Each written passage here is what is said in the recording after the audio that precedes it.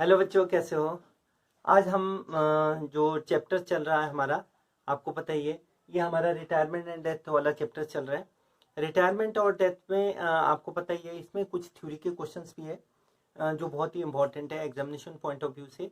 ये थ्योरी के क्वेश्चंस हम डिस्कस करेंगे। ज़्यादा थ्योरी क्वेश्चन नहीं है, इसमें सिर्फ 5 क्वेश्चन है थ्योरी के, जो हम आज इस वीडियो में डिस्कस करने जा रहे हैं। पहला जो क्वेश्चन है थ्योरी का, वो है आपका थ्योरी क्वेश्चन इन चॉइस में, है ना। ये चॉइस में भी आते हैं क्वेश्चंस, जो बड़े क्वेश्चन है न्यूमेरिकल क्वेश्चन, उसके साथ चॉइस में भी आते हैं, ठीक है ना। तो सबसे पहले है, what difference is between sacrificing and gaining ratio. ये मेन क्वेश्चन है इसमें रिटायरमेंट एंड डेथ में, क्योंकि आपने इससे पहले वाले चैप्टर्स में, एडमिशन वाले चैप्टर्स में आपने सैक्रिफाइसिंग रेशियो कैलकुलेट करा था, इसमें आपने गेनिंग रेशियो कैलकुलेट करा है। तो डेफिनेटली इसमें डिफरेंसेस बनता है सैक्रिफाइसिंग रेशियो और गेनिंग रेशियो में। ओके, तो मेन वैसे जो थोड़ा थोड़ा मैं ये थ्योरी डिस्कस कर दूंगा इस वीडियो में, डिटेल में आप उसमें चैप्टर्स में देख सकते हैं। इसमें पहला तो डिफरेंसेस इसमें सैक्रिफाइसिंग और गेनिंग में यही है कि जो ये जो सैक्रिफाइसिंग रेशियो कैलकुलेट किया जाता है, वो आपका एडमिशन के टाइम में किया जाता है, और जो आपका ये गेनिंग रेशियो है वो आपका रिटायरमेंट और डेथ में किया जाता है, राइट। दूसरा डिफरेंसेस होता है कि इसका फॉर्मूला का डिफरेंसेस होता है। इसमें फॉर्मूला दूसरा है आपका old ratio minus new ratio. जो सेक्रीफाइसिंग का फॉर्मूला है old ratio minus new ratio, और जो इसका आपका गेनिंग रेशो का जो फॉर्मूला है new ratio minus old ratio. ये दो डिफरेंसेस है। ओके, तीसरा ये है कि इसमें जो है जो ओल्ड पार्टनर्स होते हैं वो अपना शेयर जो है सरेंडर करते हैं न्यू पार्टनर्स के लिए।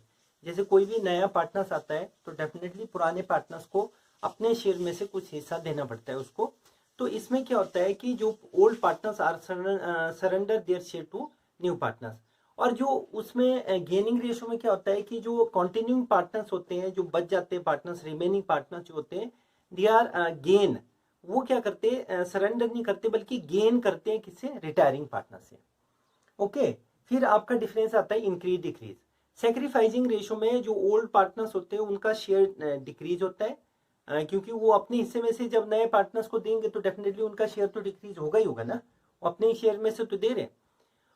और जो आपका गेनिंग रेशो है, गेनिंग रेशो में जो आपका जो कंटिन्यूइंग पार्टनर्स है, जो रिमेनिंग पार्टनर्स है, उनका शेयर इंक्रीज होगा क्योंकि वो रिटायरिंग पार्टनर्स का शेयर ले जाएंगे।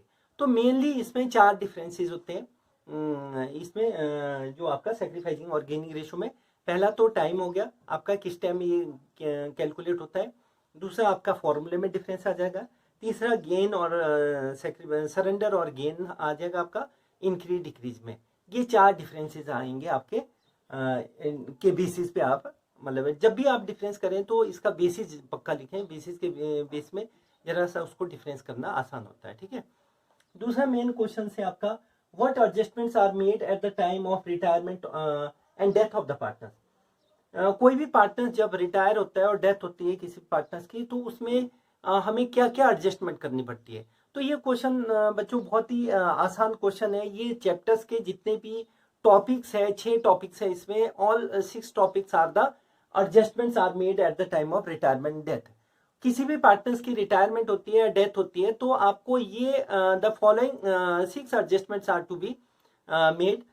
जो पहला एडजस्टमेंट है calculation of new ratio, calculation of gaining ratio. तीसरा आपका ट्रीटमेंट ऑफ गुडविल। चौथा आपका revaluation of assets and liabilities. पांचवा आपका पार्टनर्स कैपिटल अकाउंट। छठा आपका बैलेंस शीट है, न्यू बैलेंस शीट, नया बैलेंस शीट जो है ये। तो ये आप फिर डिटेल में आपको लिखना पड़ेगा, इसका जो है डिटेल में आपको इसकी एक्सप्लेनेशन करनी पड़ेगी कि न्यू रेशो में आपके 2 केसेस होते हैं, एक साइलेंट वाला केस होता है, एक ऑफ वाला केस होता है। फिर आपका सेक्रीफाइस गेनिंग रेशो के बारे में आपको डिटेल में एक्सप्लेन करना पड़ेगा, पहले फॉर्मूला लिखना पड़ेगा। फिर आपका ट्रीटमेंट ऑफ गुडविल में 2 केसेस होते हैं। ऐसे करके आपको डिटेल में ये इसका एक क्वेश्चन बनता है। ये मैं फिर से एक बार बता दूं, ये क्वेश्चन ज्यादा इंपॉर्टेंट है इस चैप्टर्स के लिए कि what adjustments are made at the time of retirement and death of partners. किसी भी पार्टनर्स की रिटायरमेंट होती है या डेथ होते हैं तो क्या एडजस्टमेंट की जाएंगी, है ना। तो ये चैप्टर्स के सारे टॉपिक है बस एडजस्टमेंट। जो भी आपके 6 टॉपिक है ना इसमें, आपको पता है इस चैप्टर्स में टॉपिक क्या है। कोई भी पार्टनर्स की रिटायरमेंट होती है और डेथ होती है तो क्या एडजस्टमेंट होगी, जो सारा चैप्टर्स है वो आपकी एडजस्टमेंट्स होंगे, ठीक है। तो आपने उसको पहले तो लिखना है, पूरे 6 टॉपिक को लिखना है, उसके बाद उनको एक्सप्लेन करना है थोड़ा थोड़ा। एक्सप्लेन का मतलब है आपको थोड़ा सा न्यूमेरिकली जब पता होता है तो उसको एक्सप्लेन करने में ज्यादा दिक्कत नहीं आती। जैसे न्यू रेशो में ही आपका, न्यू रेशो में 2 टाइप के क्वेश्चन है आपके, तो आप इजीली वो 2 टाइप के क्वेश्चन, एक साइलेंट वाला क्वेश्चन होता है जब आपको कुछ भी मेंशन नहीं किया होता है, सिर्फ ये होता है कि कौन पार्टनर से रिटायर हुआ, उसके आगे मेंशन नहीं होता कि उसका शेयर कितना कितना ले गया। एक ऑफ वाला होता है कि जो रिटायरिंग पार्टनर है उसका कितना शेयर जो है मतलब जो रिमेनिंग पार्टनर्स ए ले गया कितना वो सी ले गया, ऑफ वाला केस होता है, ठीक है ना। 2 टाइप के होते हैं। तो ऐसे करके ये क्वेश्चन जो है 6 टॉपिक, जो भी इस चैप्टर्स के 6 टॉपिक है उसको लिख के आप इस क्वेश्चन को कंप्लीट कर सकते हैं, ठीक है। फिर आता है explain in detail of treatment of goodwill eight the time of retirement and death. ये भी आपका क्वेश्चन ठीक है, इसमें भी है कि ट्रीटमेंट ऑफ गुडविल है ना, explain of the treatment of goodwill eight the time of retirement and death है। जब रिटायरमेंट और डेथ, जैसे आपका एडमिशन वाले चैप्टर्स में आपका जो ट्रीटमेंट ऑफ गुडविल है, जैसे प्रीमियम मेथड है और आपका जैसे कैश गुडविल और नॉन कैश गुडविल, आपका 2 केसेस है। इसमें भी आपके 2 केसेस होते हैं ट्रीटमेंट ऑफ गुडविल के, रिटायरमेंट डेथ वाला केस में। तो आसान है, इतना मुश्किल नहीं है ट्रीटमेंट ऑफ गुडविल। इसमें 2 केसेस होते हैं। फर्स्ट केस होता है when goodwill is already appeared in the books, दूसरा केस होता है when goodwill is not already appeared in the books. आप फ्लो चार्ट बना लेना, पहले फ्लो चार्ट बना के आप पिछले वाले हमारे वीडियो में देख सकते हैं कि उसमें हमने एक फ्लो चार्ट सा बना रखा। ये चैप्टर ट्रीटमेंट ऑफ गुडविल जब मैंने कराया था तो उसमें फ्लो चार्ट में पहले वाले में लिख देना when goodwill is already appear in books, उसमें आप बैलेंस शीट सा बना देना और उसमें गुडविल दिखा देना, ठीक है। तो वो जो ऑलरेडी अपीयर्ड गुडविल है उसको आपको सबसे पहले राइट ऑफ करना है आपने, ठीक है। अब राइट ऑफ करते हुए ध्यान रखना है कि कितने पार्टनर्स में करना है। जो बैलेंस शीट में जो ऑनर्स होंगे ना उनमें करना है। कभी भी ये ध्यान रखना, बैलेंस शीट की आइटम को किसी चीज को भी राइट ऑफ करते हैं आप तो बैलेंस शीट के अंदर जितने भी पार्टनर्स होंगे उसमें राइट ऑफ होगा, और रेशो क्या होगा, जो उनका रेशो होगा, ठीक है ना। इसका मतलब क्या होगा, ऑल पार्टनर जितने भी है इंक्लूडिंग रिटायरिंग पार्टनर्स के साथ आपने राइट ऑफ करना है जो ऑलरेडी अपीयर्ड गुडविल है। तो गुडविल राइट ऑफ करने की आपको पता है जो रिसीवर द डेबिट, जिन पार्टनर्स ने रिसीव करा उनको डेबिट करना है, और एसेट्स है, एसेट्स का हमेशा डेबिट बैलेंस होता है, यदि आप उसको क्रेडिट कर देंगे तो खत्म हो जाएगा। तो all partners to goodwill entry हो जाएगी ओल्ड रेशो में, ठीक है। उसके बाद जब रिटायरमेंट के टाइम में गुडविल की वैल्यू करनी पड़ेगी आपको, फिर उसका शेयर निकाल के, है ना, continuing partners to retiring partners case करना पड़ेगा। ये केस फर्स्ट था। केस सेकंड जो है आपका when goodwill is not already appear in the books, उसमें आपके क्या दिखाना, बैलेंस शीट बना देना, गुडविल का अमाउंट नील दिखा देना, है ना। थोड़ा सा उसको एक्सप्रेसिव करने के लिए आप क्या करना है, गुडविल का जो है आपने जो बैलेंस शीट बनाना, गुडविल में नील लिख देना, गुडविल था ही नहीं, मतलब at the time of retirement और death of the partner goodwill is not already appear in the books. इसका मतलब पहली वाली एंट्री नहीं होगी। दूसरा जो है रिटायरमेंट के टाइम में तो आपको गुडविल का वैल्यू करना ही पड़ेगा। आपको पता ही है कि कोई भी पार्टनर्स जब रिटायर होगा तो वो तो अपना रेपुटेशन का शेयर, गुडविल का शेयर ले जाएगा। तो वो जो है रिटायरिंग पार्टनर का शेयर निकाल लेना आपने, जैसे गुडविल की वैल्यू कर लेते हैं या गिवन होता है आपको, तो उसमें रिटायरिंग पार्टनर्स का शेयर निकाल दो पहले, फिर गेनिंग रेशो में आप उसको वो कर दो, जनरेटिव कर दो, कंटिन्यूइंग पार्टनर्स या remaining partners capital account debit to retiring partners. तो इसका मतलब ट्रीटमेंट ऑफ गुडविल के 2 केसेस है इसमें, when goodwill is already appear in the books, when goodwill is not already appear in the books, ये है। तो ऑलरेडी अपीयर में आपने 2 जन एंट्रीज करनी है, आपने नॉट ऑलरेडी अपीयर में आपने एक ही एंट्री करनी है ना, लास्ट वाली एंट्री, राइट। फिर है आपका क्वेश्चन 4 है इसमें, व्हाट इज द है ना, एक्सप्लेन या define revaluation account, give their general entries, ठीक है। What is the revaluation account और गिव देयर जनरल एंट्रीज। अभी आपको मैं बता देता हूं कि रिकॉन्स्टिट्यूशन ऑफ पार्टनरशिप में यदि आपका पार्टनरशिप में एग्रीमेंट में कोई भी चेंजेस होते हैं, चाहे वो change in profit sharing ratio है, चाहे वो एडमिशन है, रिटायरमेंट है, डेथ है, revaluation account is to be prepared, है ना। It is also profit and loss adjustment account. कई बार बच्चे कंफ्यूज हो जाते हैं, लिख देंगे what is the PNL adjustment account, तो बच्चे कंफ्यूज हो जाएंगे कि पीएनएल एडजस्टमेंट तो हमने ऐसा सुना नहीं है। रिवैल्यूएशन को ही पीएनएल एडजस्टमेंट अकाउंट बोलते हैं ना। तो आप पीएनएल एडजस्टमेंट बोल दो चाहे रिवैल्यूएशन बोल दो, बात एक ही है। ये नॉमिनल अकाउंट है, रूल लगेगा all expenses losses debit, all income और gain is credited. It is the prepared at the time of reconstitution of partners, whether change in profit sharing ratio, admission of partners, retirement of the partners, death of the partners, कुछ भी reconstitution हो जाता है partnership में तो definitely जो है आपका रीवैल्यूएशन अकाउंट बनेगा। ठीक है, इसमें 8 एंट्रीज होती है टोटल।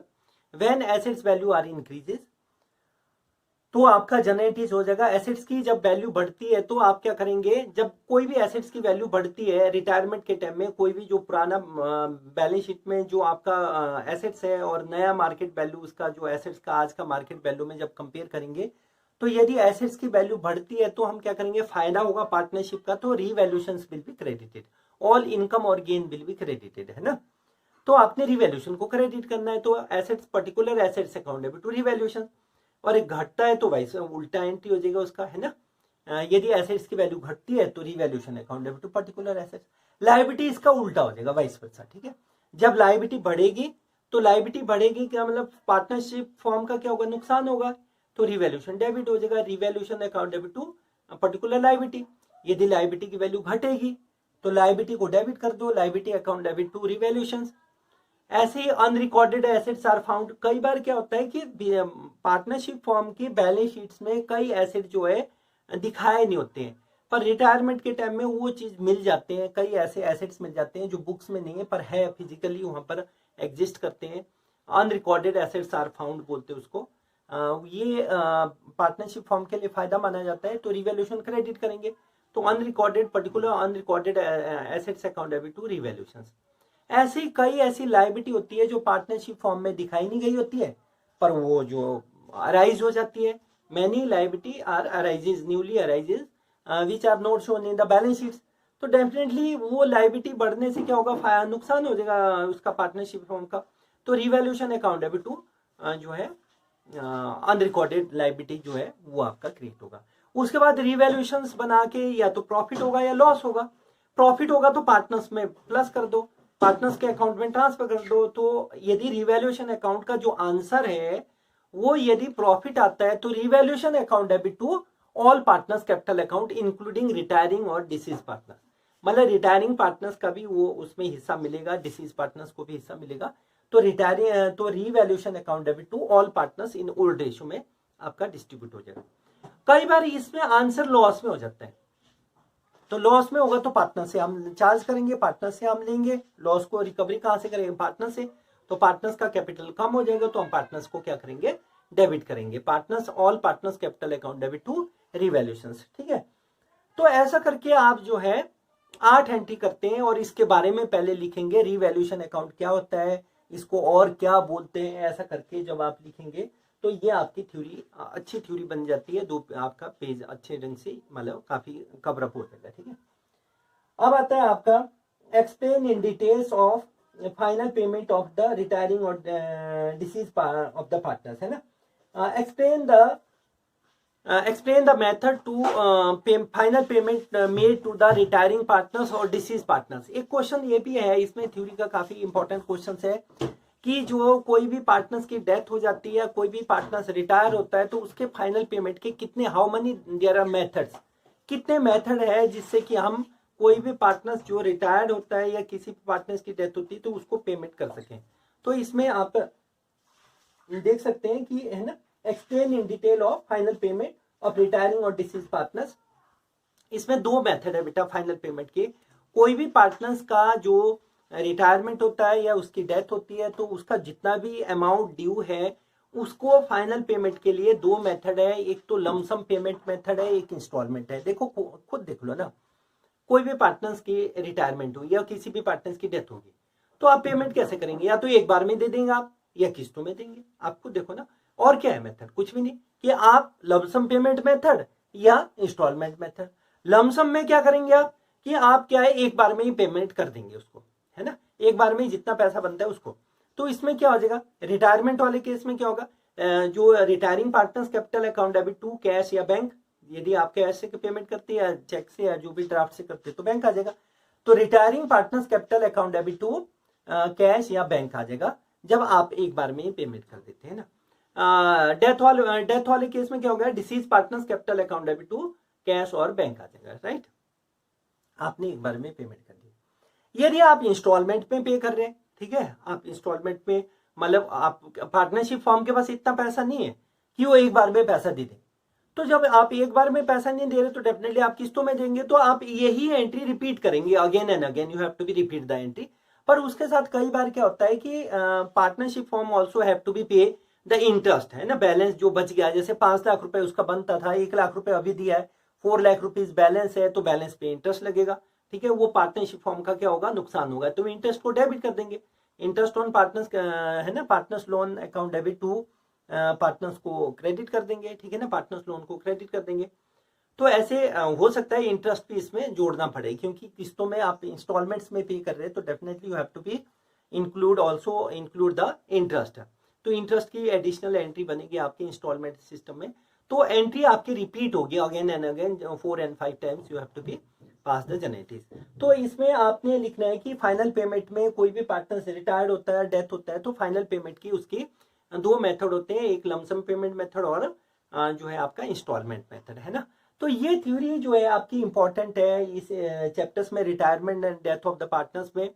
और एक थ्योरी और बन सकती है जो मैंने इसमें लिखा नहीं है, क्वेश्चन नंबर 6 है थोड़ा सा, कि explain the methods to calculation of deceased partner share of profit. यदि किसी भी पार्टनर्स की डेथ होती है तो उसमें क्या है कि वो बिल्कुल एग्जैक्ट डेट में तो उसकी डेथ नहीं होगी ना, या तो जनवरी में या मान लो दिसंबर में, ऐसे डेट डिसाइडेड करके तो होगी नहीं, पार्टनर्स की कभी भी डेथ हो सकती है, तो उसका शेयर ऑफ प्रॉफिट निकालने के there are 3 method to calculation of deceased partner share of profit. जो कोई भी पार्टनर्स की डेथ होती है तो हम 3 मेथड से उसका शेयर ऑफ प्रॉफिट निकाल सकते हैं, on the basis of average profit, on the basis of last year profit, on the basis of sales.